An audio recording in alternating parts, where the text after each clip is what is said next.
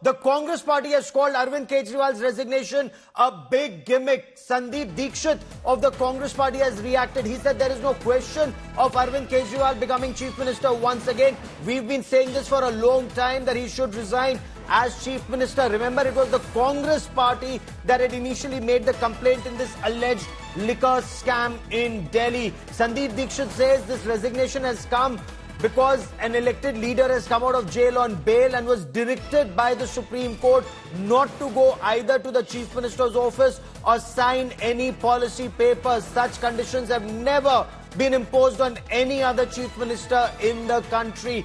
Maybe even the Supreme Court fears that this person may try to tamper with evidence. The Supreme Court, according to the Congress party and its leader Sandeep Dikshit, is treating Arvind Kejriwal like a criminal. There is no correlation of morality, and Arvind Kejriwal says, Sandeep Dikshit, listen in. मतलब ही नहीं, हम लोग तो बहुत पहले से CM ना CM बनने का कोई मतलब ही नहीं। हम लोग तो बहुत पहले से कह रहे थे कि इसे सीएम पद से छोड़ देना चाहिए। जब आपको जेल हो गई थी, भले किसी कारण से हुई, आपको तो बहुत पहले मुख्यमंत्री के पद से छोड़ देना चाहिए था। और अब बचा क्या है? अब इनके जो सीएम पद का छोड़ने का है, ये केवल एक नाटक है। बेल देना सही है, हम उसका भी समर्थन करते हैं और सुप्रीम कोर्ट ने भी दिया। सुप्रीम कोर्ट को भी ये डर है कि ये आदमी जाकर जो सबूत है उसके खिलाफ उसको मिटा देगा, ये डराएगा, धमकाएगा। जब मुख्यमंत्री जैसे व्यक्ति को कहा जाता है कि खबरदार तुम किसी गवाह के साथ मिले भी, तो इसका मतलब है इसको एक आम क्रिमिनल की तरह एक तरीके से supreme court treat. So Sandeep Dikshit virtually on the warpath. Sandeep Dikshit says this is nothing else but natak, drama by Arvind Kejriwal, because the Supreme Court made it very clear he can neither go to the Chief Minister's office nor can he sign any policy papers, or there was apprehension that he could intimidate witnesses. But what is Arvind Kejriwal saying? What is Arvind Kejriwal's justification for submitting his resignation in 48 hours from now? Listen into the Delhi Chief Minister.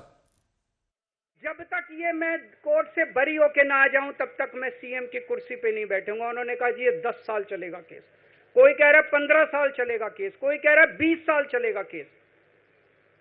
तो case ये अभी लंबा चलेगा। आज court जितना कर सकता था, कोर्ट ने हमारे पक्ष में निर्णय लिया है, हमें बेल दे दी उन्होंने, ऐसे कानून में जिसमें बेल मिलनी नामुमकिन होती है। 2 दिन के बाद, आज से 2 दिन के बाद मैं सीएम की कुर्सी से इस्तीफा देने जा रहा हूं, और मैं तब तक सीएम की कुर्सी पे नहीं बैठूंगा जब तक जनता अपना फैसला ना सुना दे। अगर आप मेरे को वोट देके जिताओगे और अगर आप कहोगे कि केजरीवाल ईमानदार है, तो चुनाव के बाद, उसके बाद जाके मैं सीएम की कुर्सी पे बैठूंगा। तब तक मैं सीएम की कुर्सी पे नहीं बैठूंगा। ये कुछ लोग बोल रहे हैं सुप्रीम कोर्ट ने कुछ कंडीशंस लगाई हैं, काम नहीं कर पाएंगे।